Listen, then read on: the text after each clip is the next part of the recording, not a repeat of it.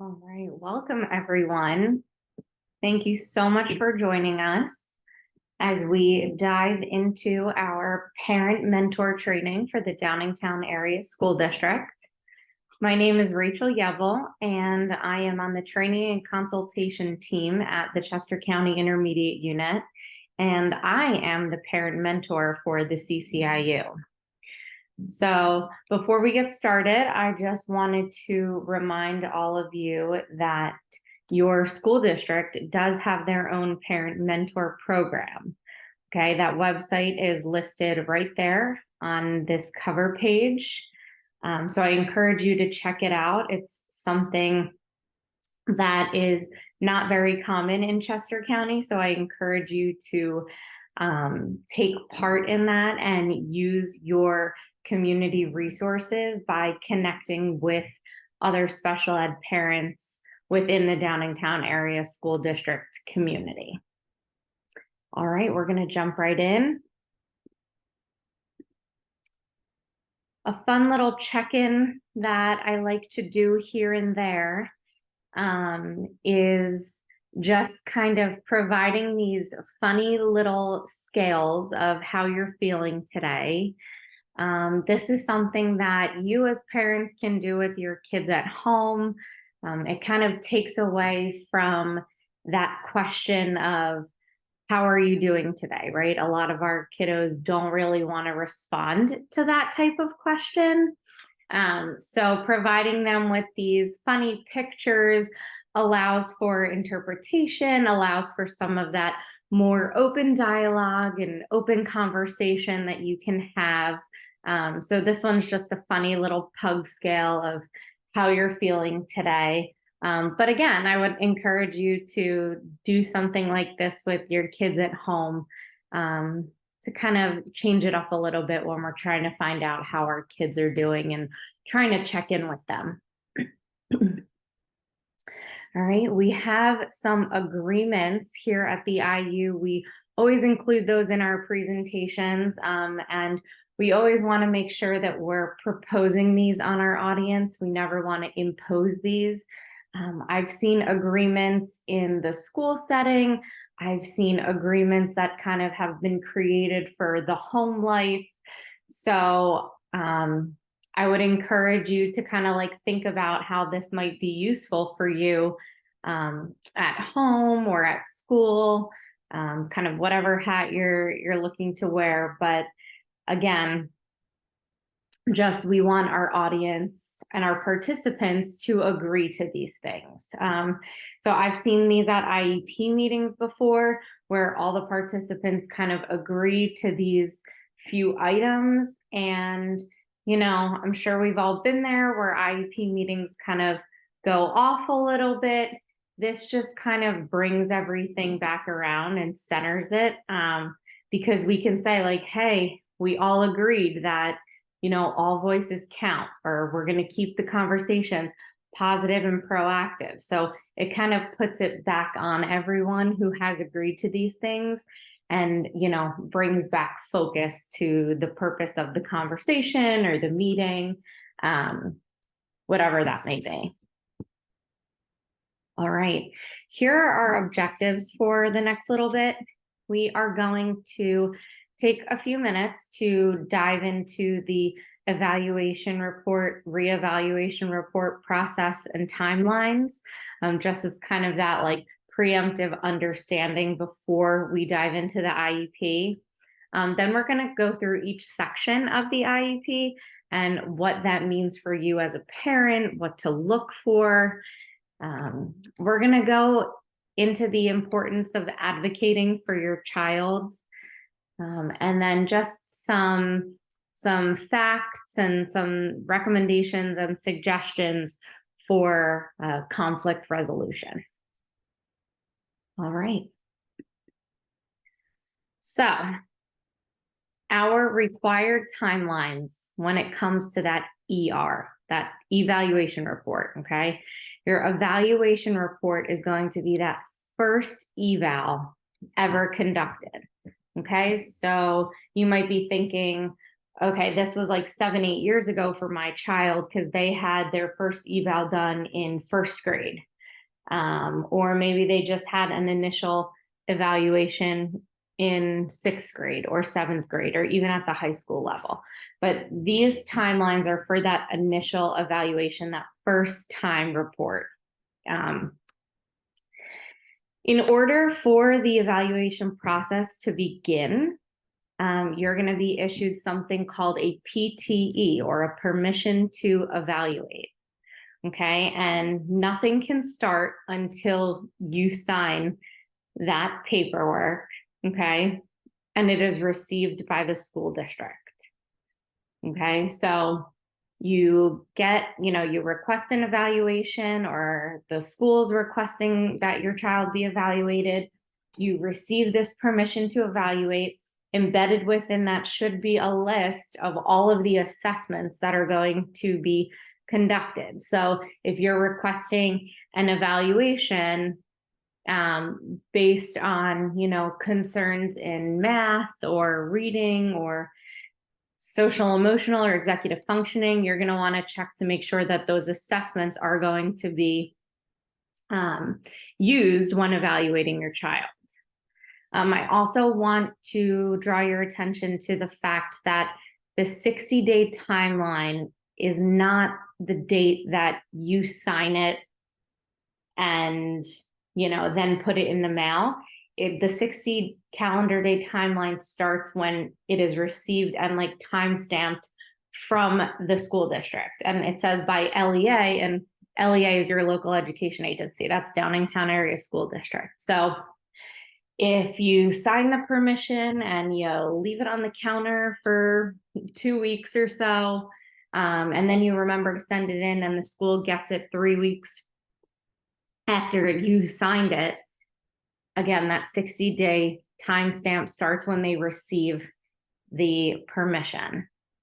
Okay. And then that 60 days is the amount of time that the district has to legally complete the entire evaluation. Okay. There are times where an evaluation can get done beforehand, sooner than that 60 days, but legally, Downingtown has 60 days from the date that they received the permission to get this evaluation done. Okay, and that's 60 calendar days. Okay. At the end of the report, it will be determined whether or not your child is eligible for special education services. Okay, so if your child is eligible for special education services, that conversation of an initial IEP to be developed will be had. However, before an IEP is developed and had a meeting for, you as parents, guardians are legally allowed 10 school days to review that evaluation report. Okay. There are waivers where you can waive that 10-day timeline. Say you get the eval, you've read it, you fully understand it, and you're like, let's just get this IEP rolling. You would have to sign off that you're waiving your 10-day right to review that report. But again, legally, you have 10 days to review that. And then again, from the date that you are given this report,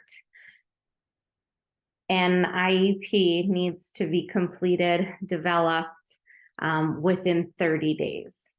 Okay. So it must be completed within 30 days after the evaluation is given to you.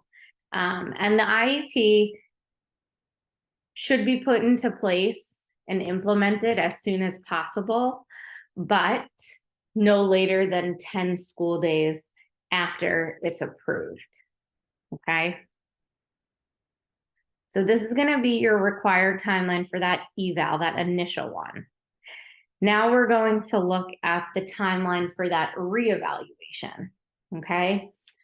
So a reevaluation report is conducted either every 3 years or every 2 years. Okay.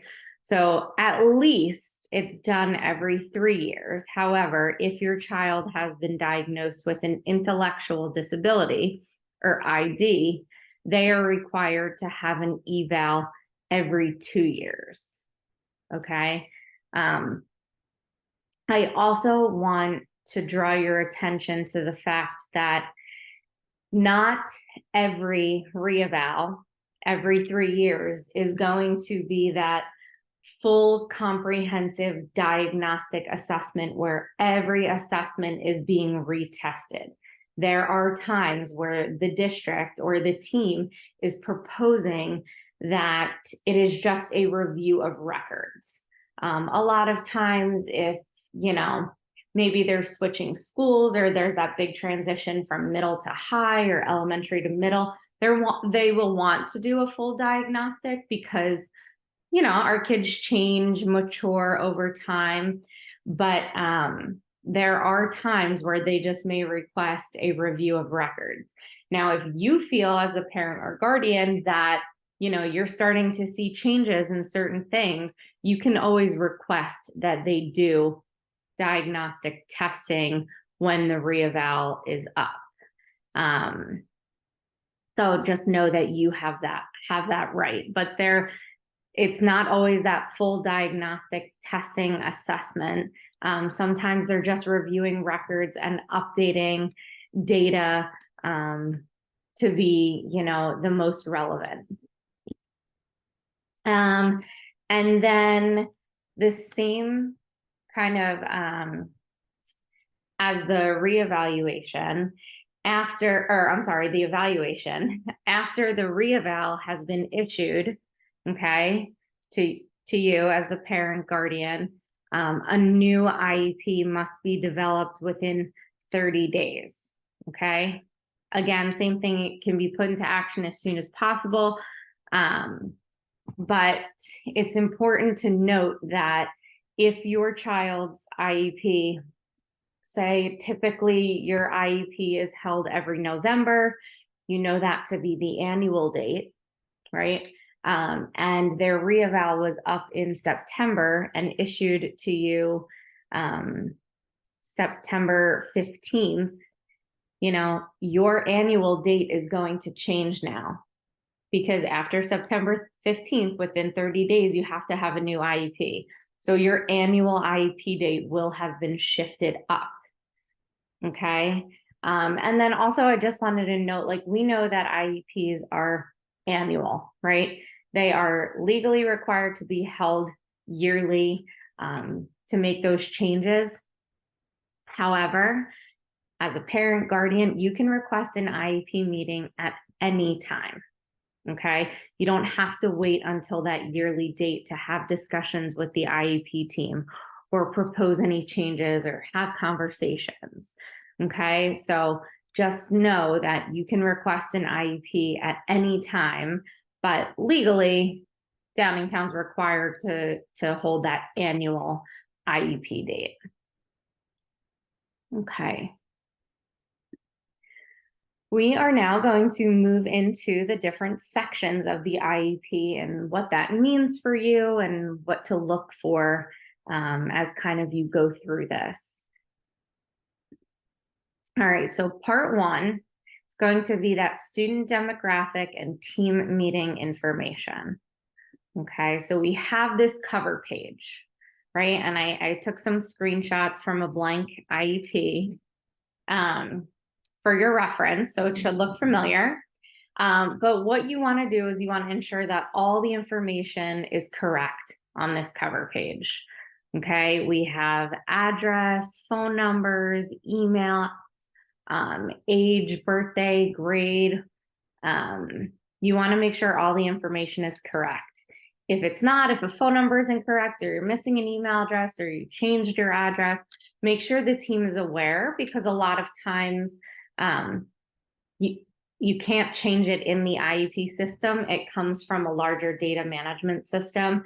So it needs to be reflected there in order to be changed here. So just pay close attention to all of that information. You also really want to pay close attention to the dates.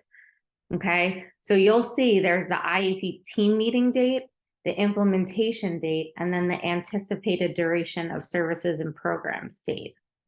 Okay, I just want to point out to you that it's important to look at the IEP dates from the previous year. Okay, if the IEP from the previous year expires on November 15th, then we need to make sure that this new IEP is being implemented by the time that the previous one expires. Okay, we can never have a lapse in dates because then legally the IEP is out of compliance. Okay, so if last year the IEP expired November 15th, you're going to want to make sure that this new IEP is implemented by November 15th. So maybe you held the meeting on the 13th, it's being implemented, by the 15th, and then it's going to expire one day before of next year. Okay, so the services would go through November 15th of 2023 to November 14th of 2024. Okay. In that other section, it says other information under the contact info.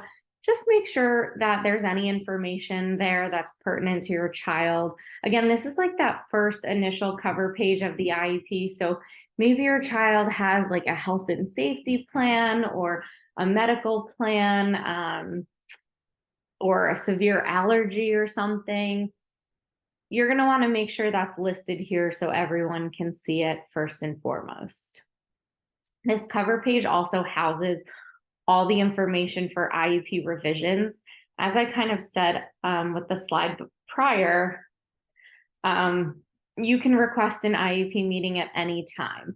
In the event that you have a discussion or something changes or something gets added, it will be documented as an IEP revision because the case manager would need to open the IEP and write up what was discussed. So you would see all of those revisions and kind of what the outcome was listed on this cover page as well.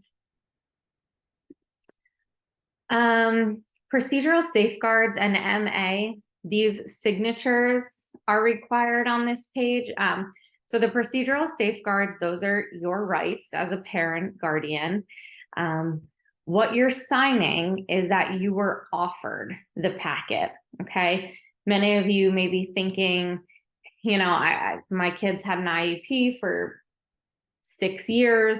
I don't need another procedural safeguards packet. I have it. That's fine. You don't have to take it, but legally the district has to offer it to you.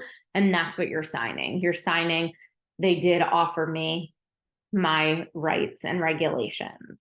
And then MA, if you don't know, you're going to want to check in with the school district to see if you're eligible for medical assistance. If you are, again, it's just that acknowledgement signature that they can release the billing to MA. But if you're unsure, I would check in with the district. Next up, we have the signature page. And I just want to stress that signing this does not mean that you're consenting or disagreeing with anything. This is strictly attendance, okay? Who is at the meeting? Maybe who was not at the meeting. There's a little box down there that says written input received from. Maybe a teacher was absent or a therapist couldn't come to the meeting, but there's information from them in the IEP. Their name would be listed there. But signing the signature page, again, is strictly just attendance. And you're going to want to be mindful of if the IEP meeting was via Zoom, if you're getting those signature emails, to check off that you were present at the meeting. So it's important to do that because this is the documentation of who was at the meeting. So again, it doesn't mean you agree, disagree. This is strictly attendance. All right, the second part of the IEP we're going to go into are those special considerations, okay? And there are 6 questions that need to be considered for all students who have an IEP.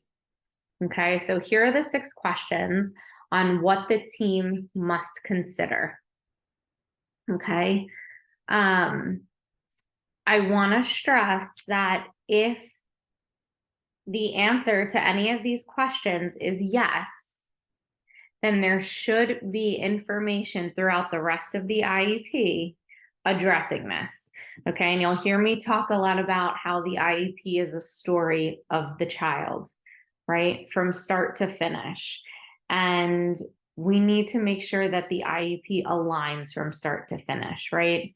So if the box is checked yes for the student having communication needs, there needs to be evidence of that throughout the entire IEP, right? From a speech therapist, maybe they receive speech, right? Then there should be goals on that, right? Which we'll get into.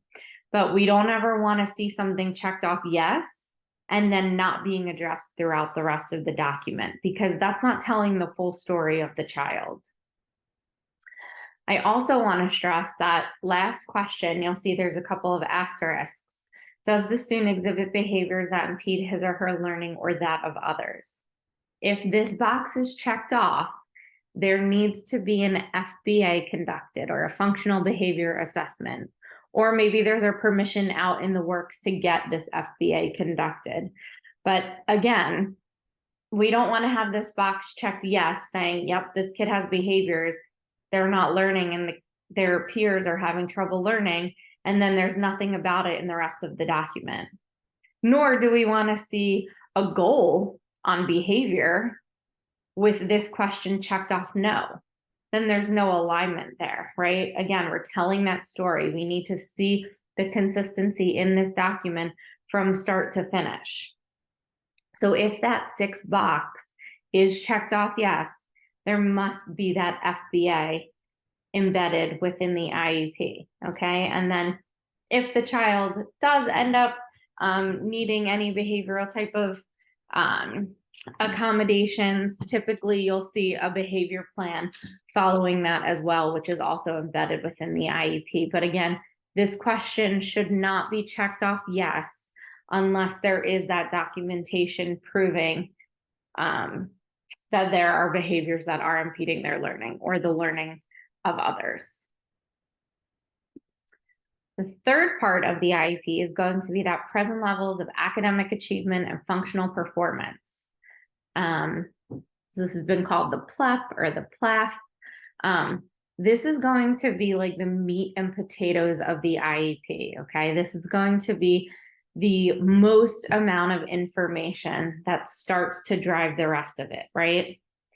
So again, I want you to keep in mind that alignment from like answering questions. This is going to be where all the data is, all the present levels, okay? So the present level section is broken into 3 main areas: academic achievement, functional performance, and then transition, okay? So academic achievement, what's going to be included in this section is going to be a summary from the most recent evaluation. So if you just had a re-eval done and there was updated testing, they did some benchmarks or diagnostics when it comes to ELA or math, all of that information is going to be here in academic, but it's just going to be academics, right? ELA, math, writing. So a summary from that evaluation or reevaluation will go in the present levels academic achievement section. We don't need to copy and paste the whole, we have that RR document that's kind of set in stone. We typically just put in a summary, right? We have progress towards our academic goals, right? So again, looking back at your child's IEP from the previous year, what were the academic goals they were working on?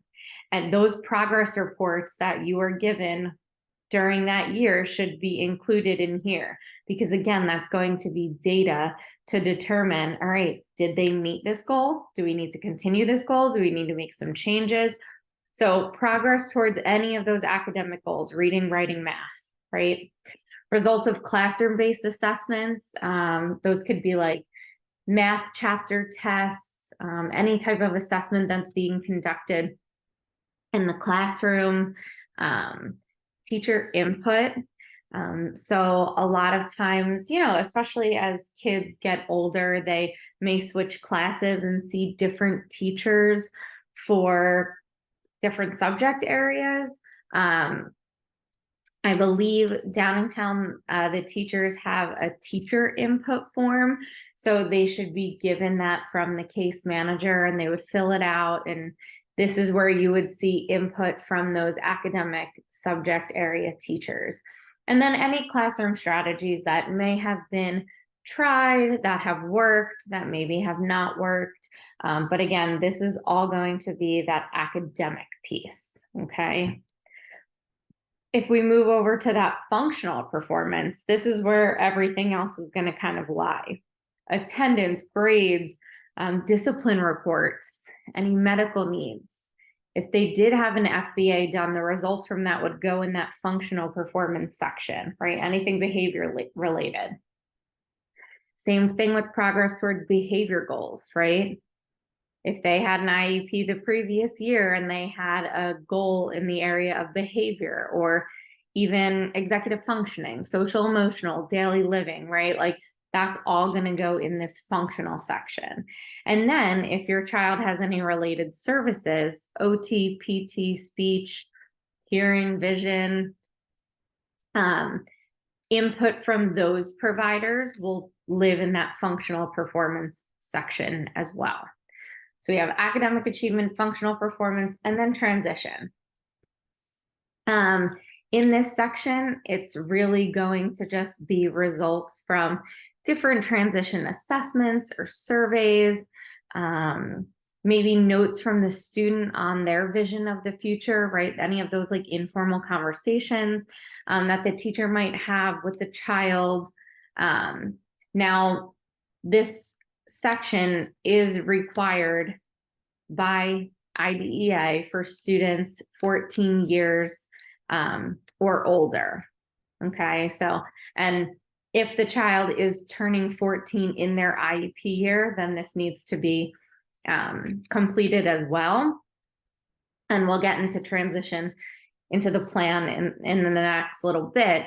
But if the parent guardian team wants to talk about transition earlier than 14, you are more than welcome to. I know people who have started the conversation about the future as early as like 4th, 5th grade.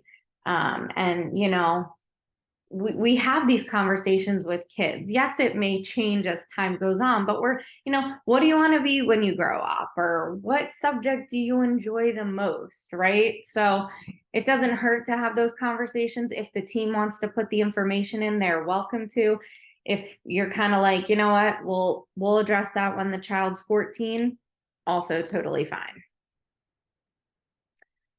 The rest of the present level section, okay? There is a section here for parental concerns, okay? And I want to stress that this is the most important section for you as a parent guardian, for you to put in writing your voice, okay? What your concerns are, what your requests are, okay? This is the time for you to put that in. I'm not 100% sure if Downingtown has a parent input form that gets sent home for the IEP. However, I would encourage you to email the case manager prior to the meeting and list out all of your parental concerns that you want to see in the IEP. If you think about it, and I've given across the county teacher trainings on best practices for writing IEPs, and when you're sitting at the table and all this information is coming at you and you're asked as a parent, like, so do you have any concerns? It's very hard to put into words everything that's happening, that you're thinking, that you're doing, which is why I always encourage parents to put in writing and email the case manager, like, these are my parental concerns that I want added in this section of the IEP. And again, you can put whatever you want, previous conversations, your concerns, requests, not to say everything's gonna happen that you might put in there, but at least now it's driving that team conversation, right? So it's in the IEP. Everyone can read it and you can have those discussions. So just being well prepared for that meeting. But again, this is the most important part for you, to have your voice not just heard, but seen as well. Okay. So again, I encourage you, email the case manager prior to, have them add in your parental concern section. That way, when you're at the table, you can go through them and have a conversation with the team and address those things. In the event you forget to do that, or you're at the meeting and you're taking notes and writing things down, I would just follow up immediately after the meeting and send the teacher like, hey, this is everything we talked about, in terms of putting parental concerns in the IEP. But again, that should happen right away. We're not going to wait like 2 months and be like, by the way, these are all my concerns. At that point, you would need to request an IEP meeting. But so it needs to be what's being discussed at the meeting right then and there.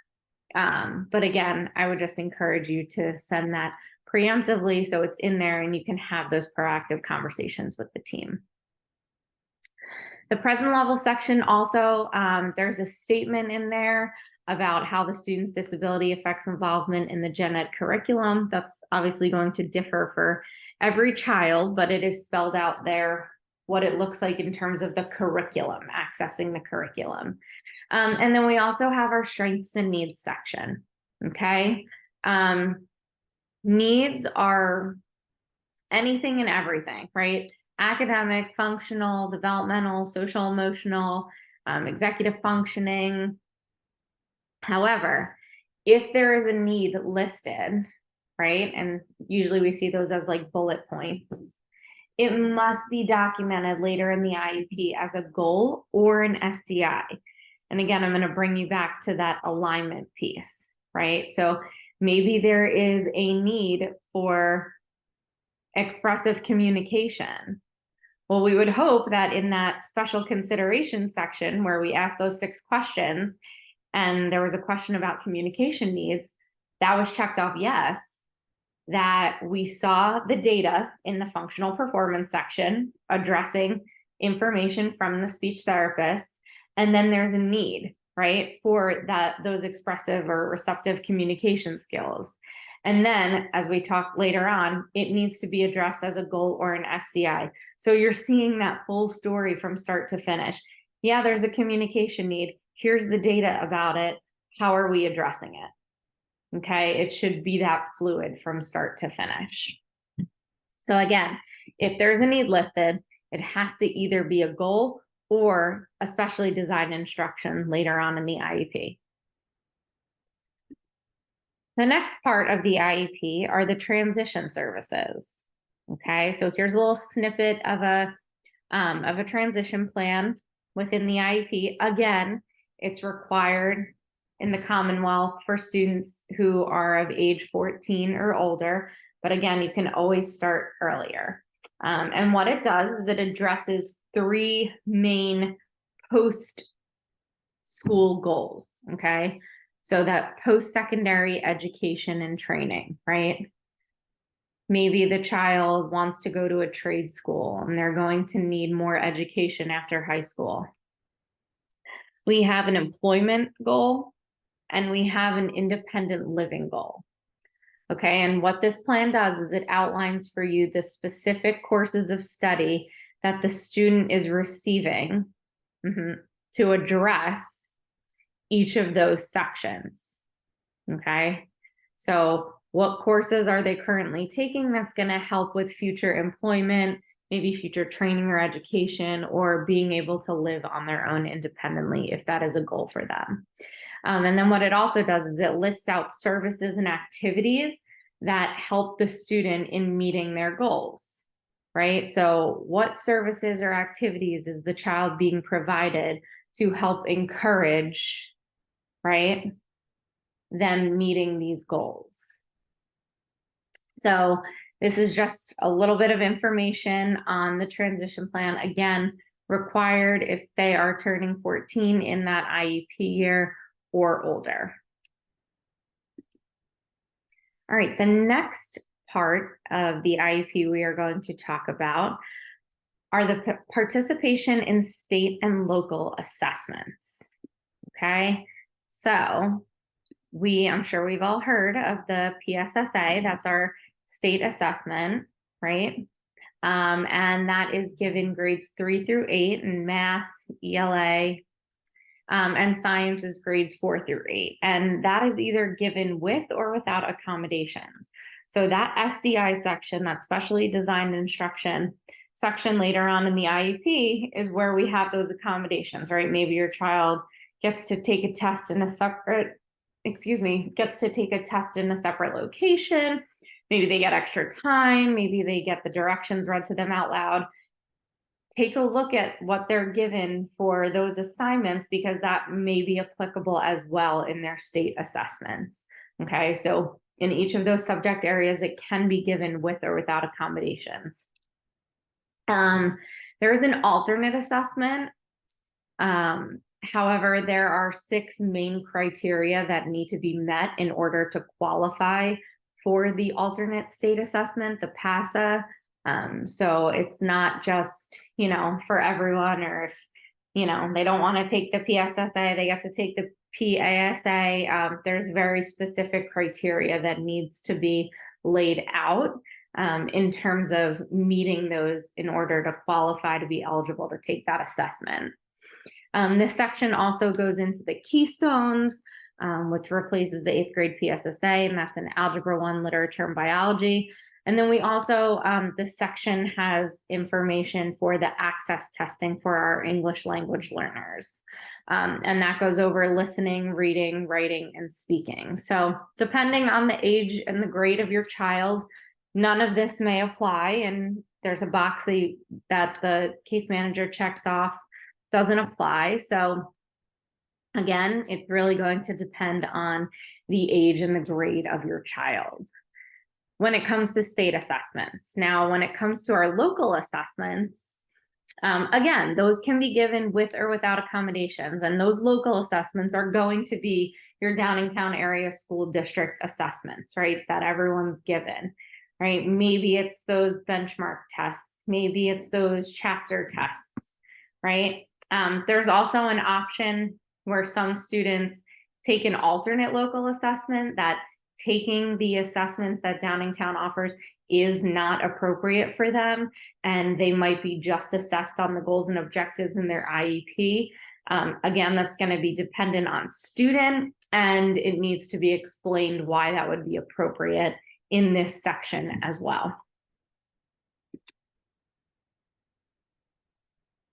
All right, moving right along.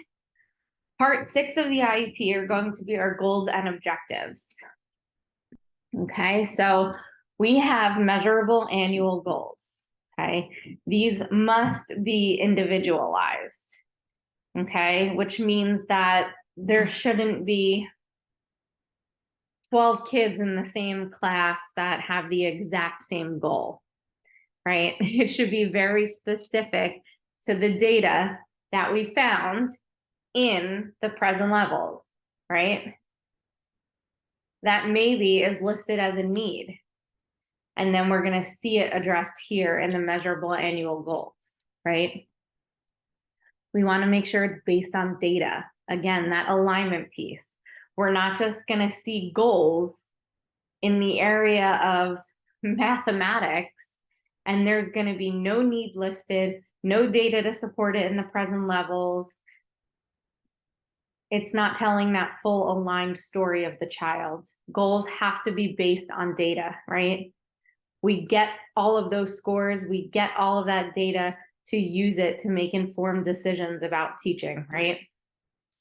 So you want to make sure it's based on data, paying attention to that alignment. We want to make sure that we are teaching the child a skill so we can promote that positive increase, right? So when we think about like if we were to graph these goals, we want to see that positive trajectory, right? We want to see an increase, okay? So for example,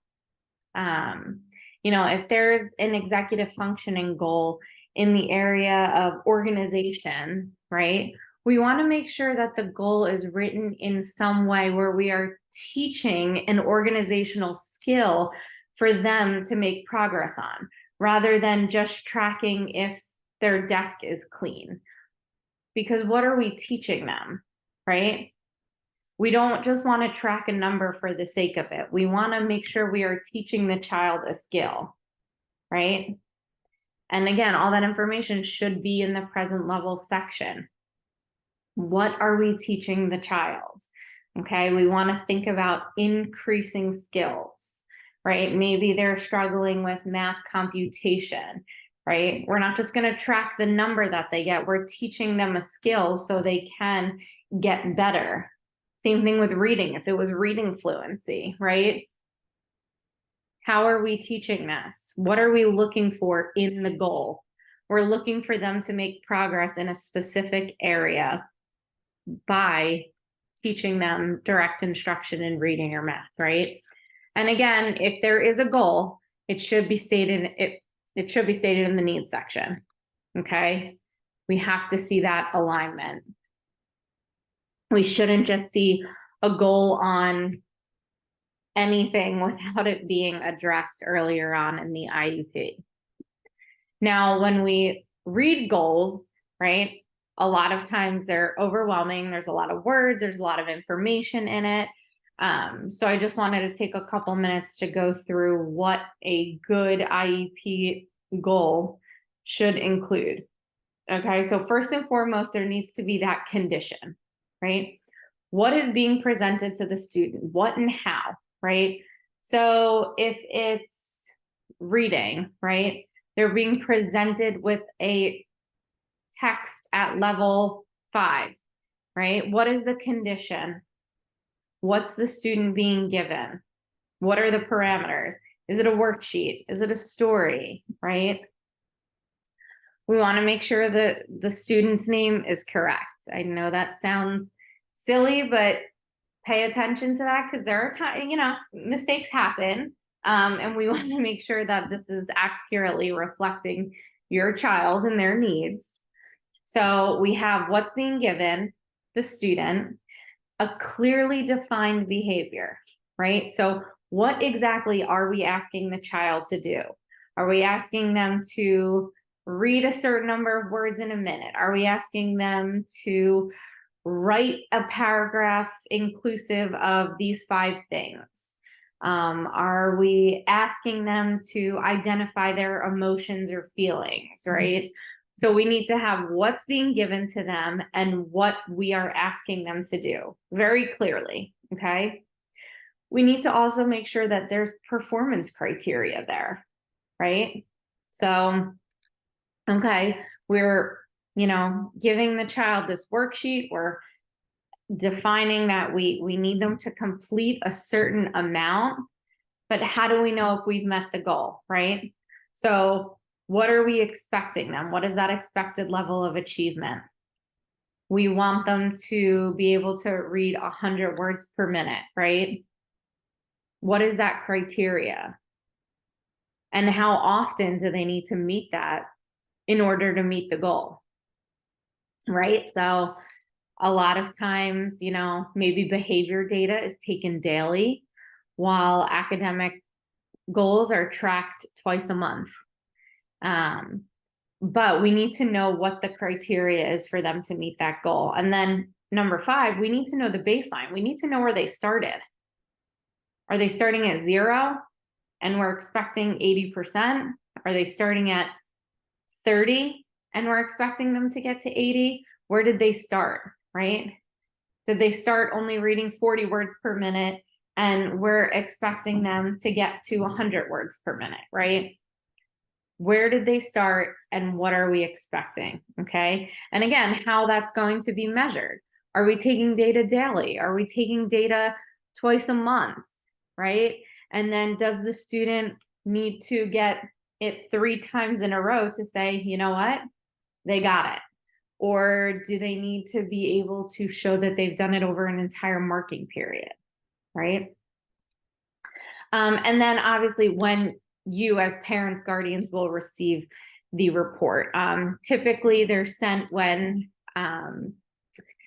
report cards are sent home. So I believe Downingtown is on those trimesters. So when you would receive your report card for your child, you should also be receiving progress reporting on their IEP goals.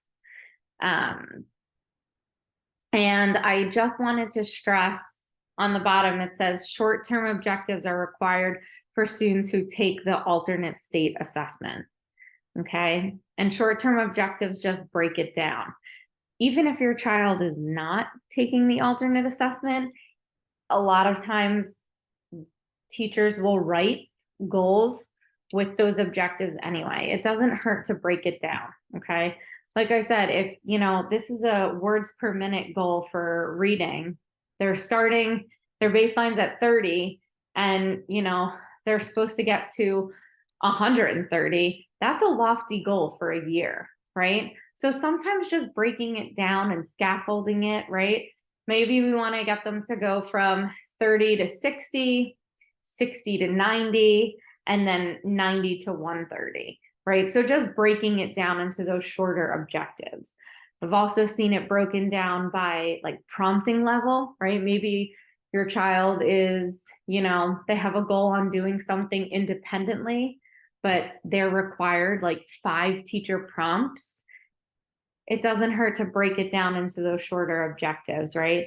Maybe we want to go from 5 prompts to 3, 3 to 1, whatever that may be. Or maybe the expected level of achievement's 80%, they're starting at 20. That's a lot for a year, right? So let's do 20 to 40, 40 to 60, 60 to 80. So again, you may see under those measurable annual goals, those short-term objectives that are just kind of breaking it down into more attainable pieces. All right, the next section of the IEP we're going to talk about are those SDIs, or those program modifications. We're going to talk about related services and supplementary aids and services, okay? So modifications and SDIs, okay? So SDI stands for specially designed instruction. And this is going to be inclusive of everything that your child requires to be successful in their educational environment, okay? What we want to make sure is that these are truly individualized, right? And truly relevant to that school year, right? I've seen IEPs where, you know, we just kind of keep the SDIs in there, and as they're getting older, we add more and add more and add more, and the IEP has like 6 pages of SDIs. Is that really relevant at this point in time for the educational environment they are in, right? So it warrants a discussion with the team. And again, like being individualized. We don't want to see in every IEP like visual prompt. What does that mean for your child specifically, right? It should be very specific and individualized, right? A visual prompt for one child might look very different from a visual prompt for another child. We need to be specific, okay? This section as well also includes the location, the frequency, and then the dates of the IEP. But when it comes to location, right, like maybe your child requires a graphic organizer only when doing writing assignments, right?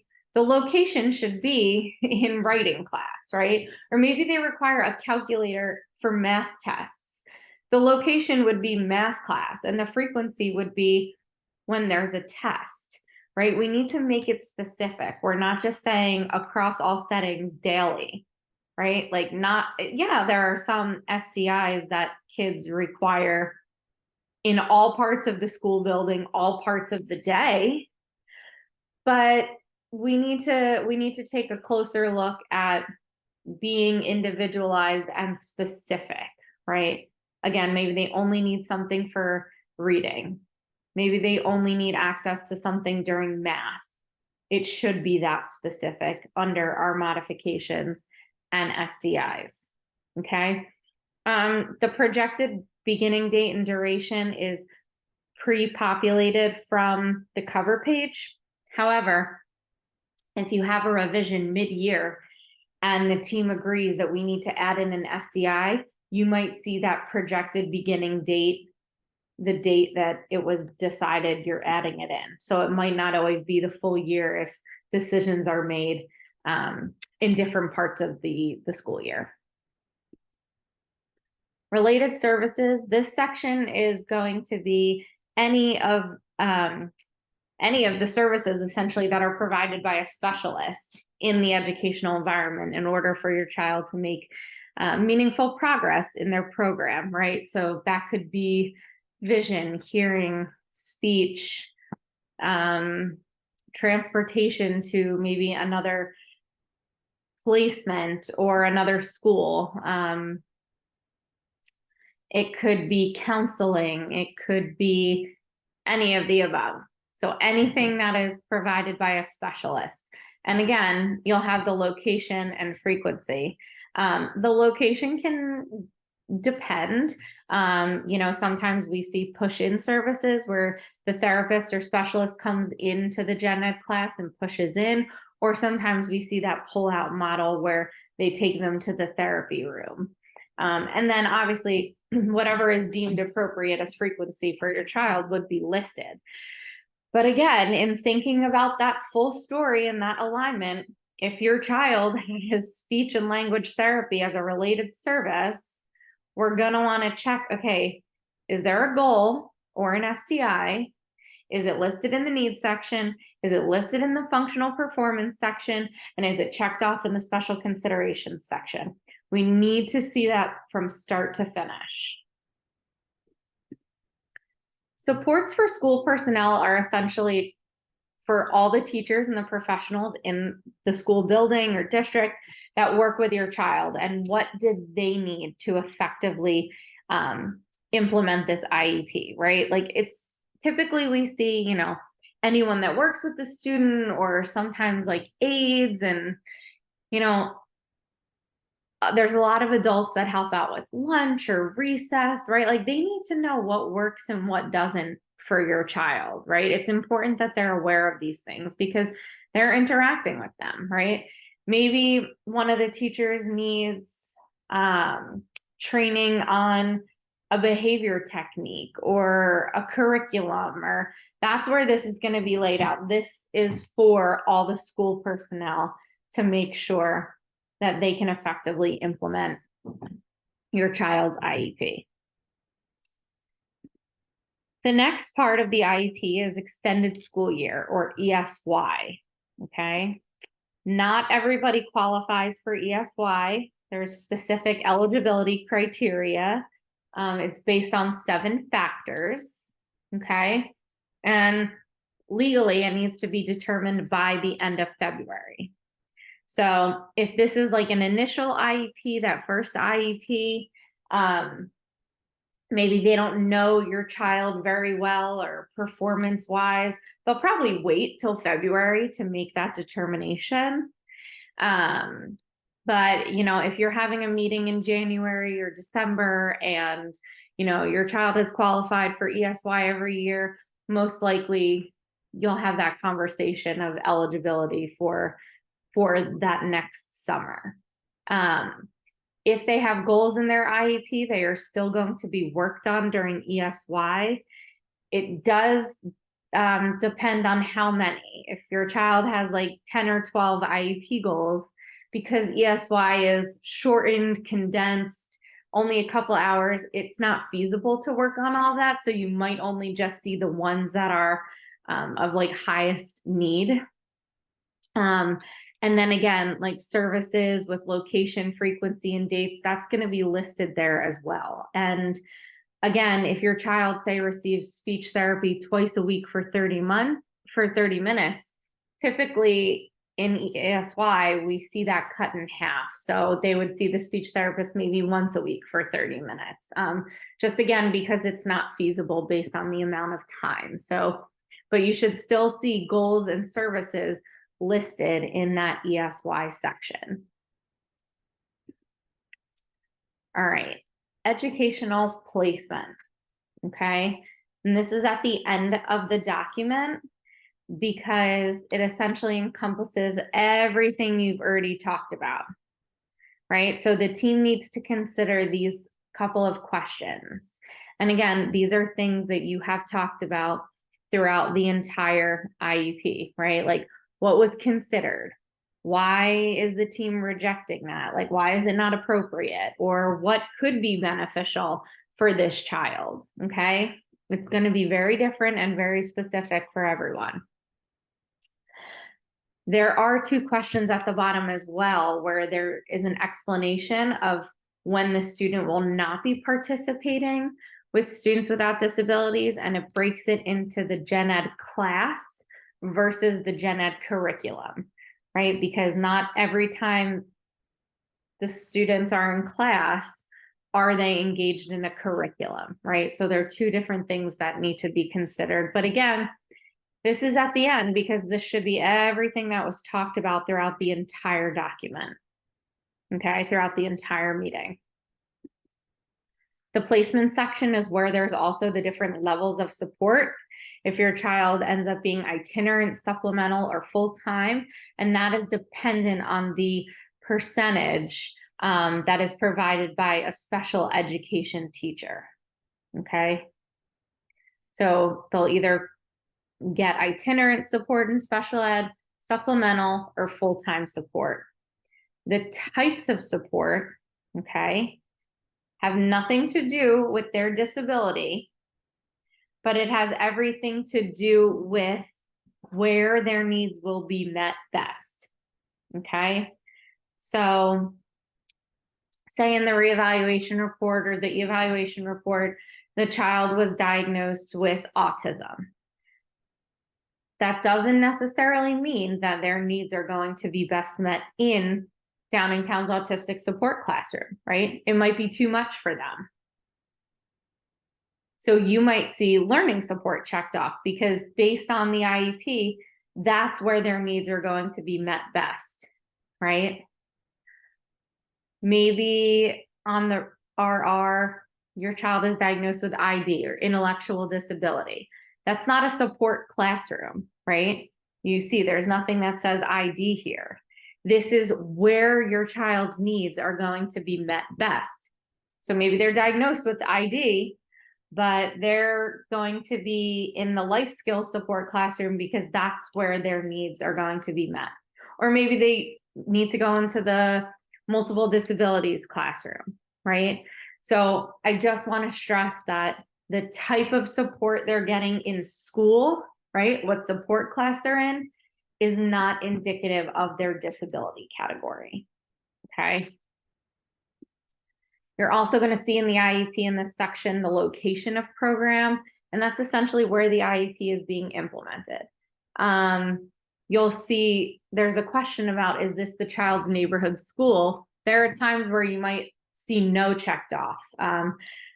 I don't know specifics with Downingtown, but I do know that there are certain support classes in different buildings. So if you live next to Beaver Creek, but your child needs to be in an emotional support classroom and that's all the way, I don't know, at East Ward, then it would not be your neighborhood school, right? Because it cannot be implemented there. They're kind of taken to that other program. So the location of the program and where the IEP is being implemented is going to be here in this section. And then we have the Penn data reporting, okay? And this is where the calculations come into play, where they calculate the total number of minutes or hours, I'm sorry, in the gen ed classroom. And then they think about, okay, how much time are they spending with that special ed teacher? And then it gets calculated for you in the Penn data reporting. I did want to throw in a little bonus here and talk about the NOREP, or that Notice of Recommended Educational Placement, that comes following an IEP meeting, okay?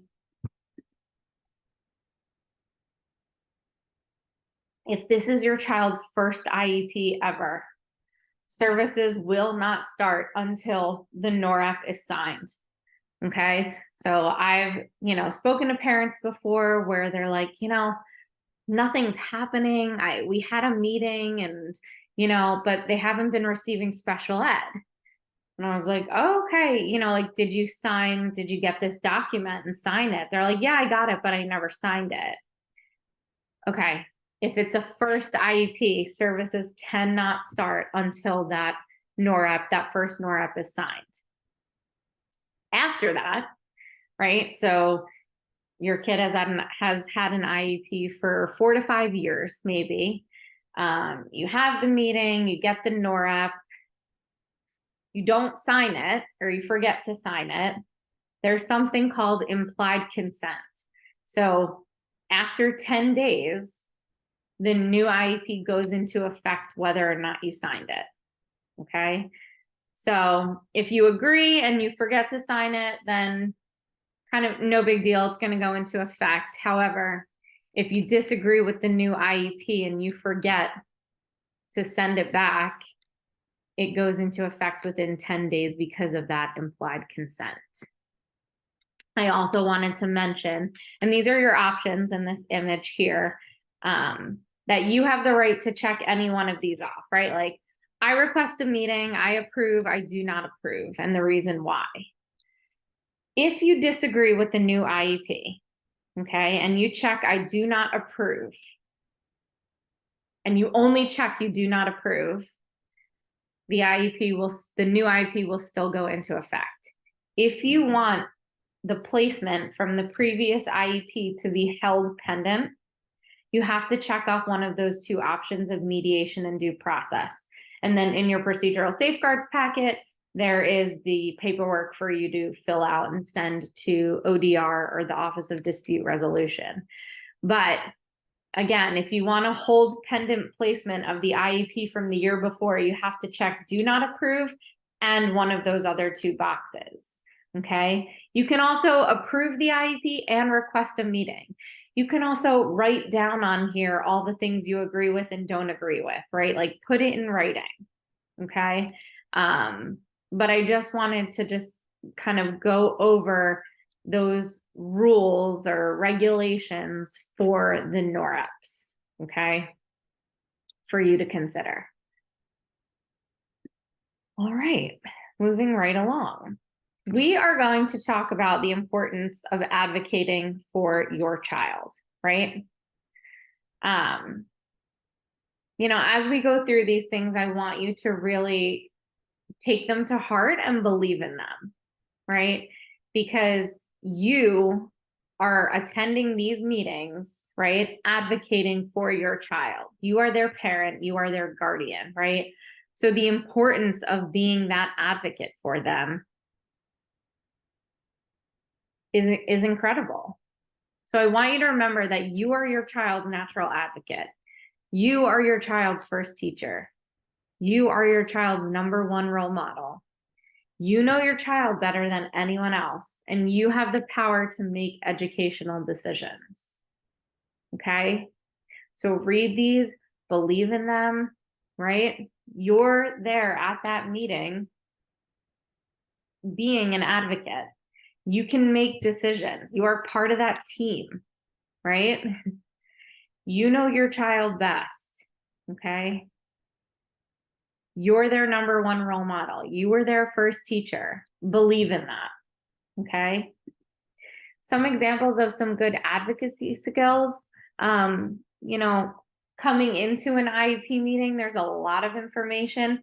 Make sure that you have gathered everything you need, right? make sure that you have the paperwork, right?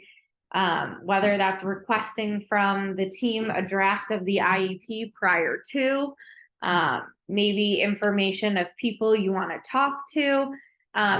As your child's advocate, you, speaking of as the parent, as your child's advocate, you want to make sure you have all the information necessary, because IEP meetings can be overwhelming. There's a lot of information. Okay. So be organized as best as you can. Okay.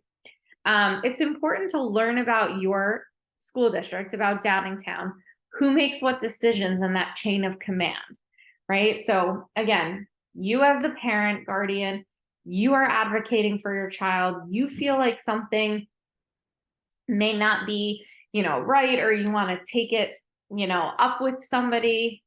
It's important to know that chain of command and who makes what decisions. Okay. You're not going to want to just say, you know what, I'm going straight to the top and contact the superintendent, because it's going to take more time and they're going to say, you need to go back down to your bill. They're not going to know what's going on. Right.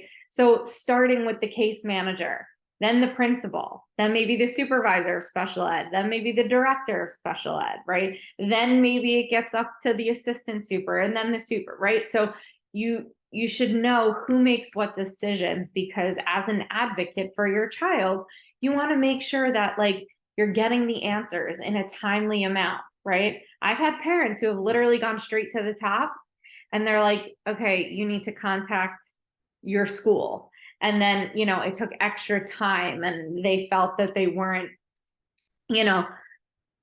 doing what they needed to do for their child. So it's important as your child's advocate to know that chain of command. Again, you're going to want to prepare for meetings, right? Whether that's coming up with your own agenda or your own objectives of what you want to talk about, or making the list of follow-up questions, or, follow-up emails that you want to send, but being prepared, because again, there's a lot of information. And again, you can request a draft IEP. That way you can review it a couple days in advance, right? That way you're prepared, but kind of have that ready to go. Okay. And what you want to talk about, what you want to address, etc. Keep written records. I can't stress this enough. Okay.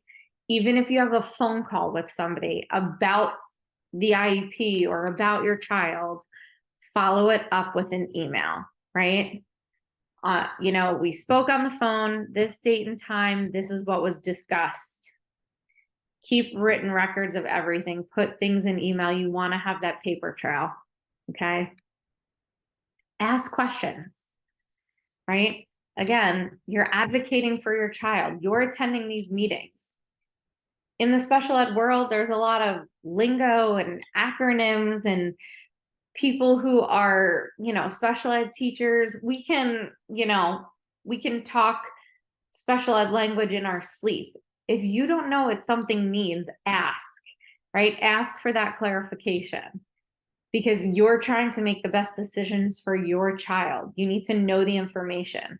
Ask questions, but also propose solutions, right? We never want to live in that state of like admiring, a conflict or a problem, which we'll get into in the next couple of slides, but you want to come with solutions, right? And they may not always be feasible, right? Because school districts have to follow, certain things, but you want to come in with those solutions that you can propose. And, that's going to help when trying to advocate for your child and make these decisions when it comes to their special ed programming. All right. Then we are going to wrap it up with conflict resolution, okay? Because again, I'm sure we've all been there when an IEP meeting gets a little tense, or, we're disagreeing about things and we're feeling like there might be some conflicts. So just wanted to go over some strategies when it comes to dealing with conflict resolution as a parent, right, going to the IEP meeting, advocating for your child. So a conflict resolution can be defined as the informal or formal process that two or more parties use to find a peaceful solution to their dispute. Okay. And again, we're solution focused, right? We don't want to admire the problem and,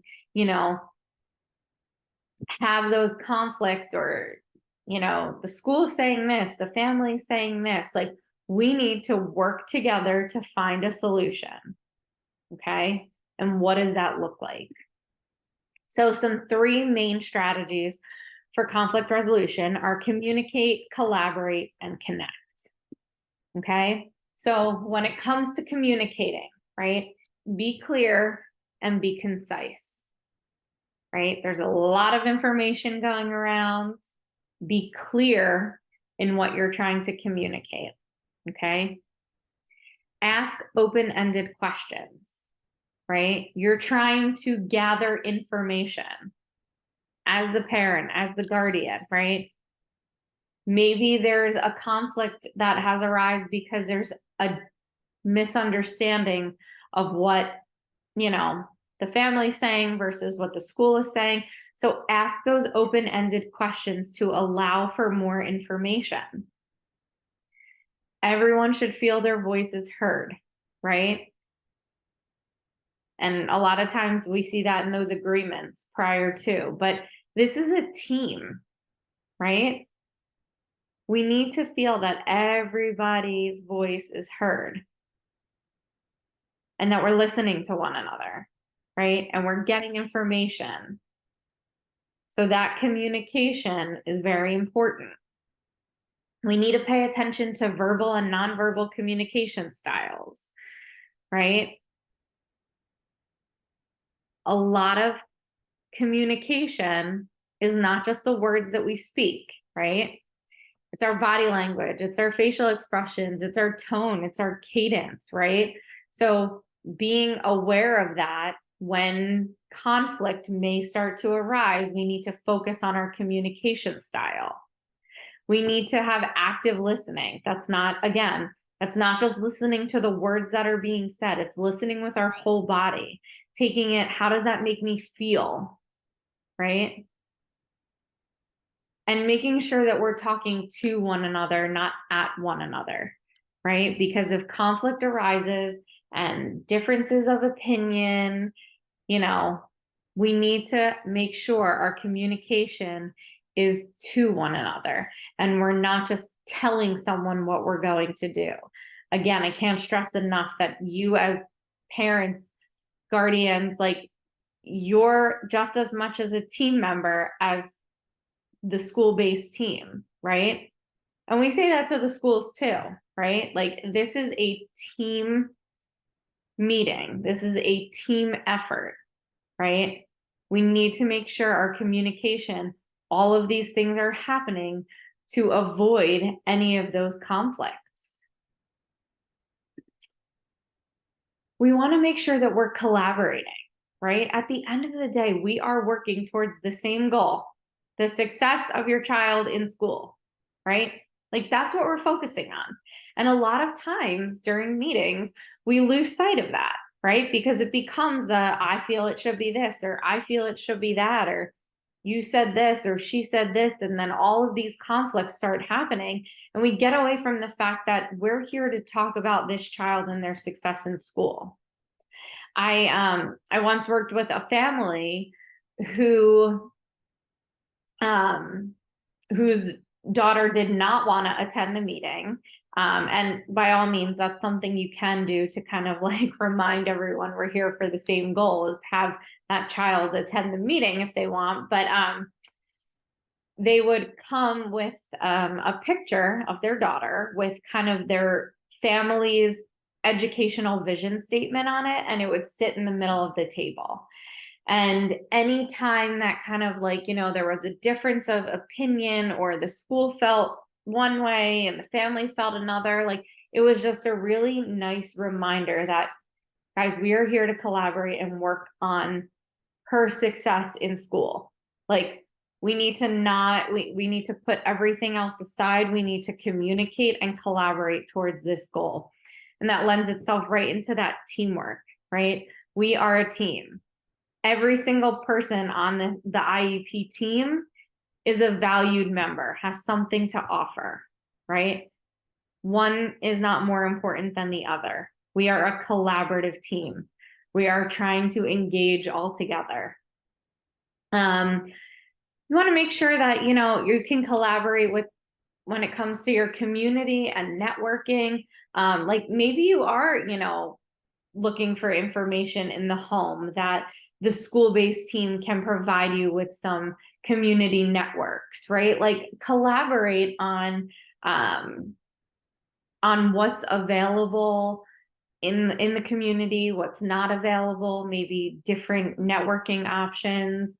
That brings everyone together, right? Again, for the same goal. And then that follow through is really important. So if you need to follow up after the IEP meeting, you know, what does that look like with the school-based team, right? How are you collaborating with them moving forward after the meeting?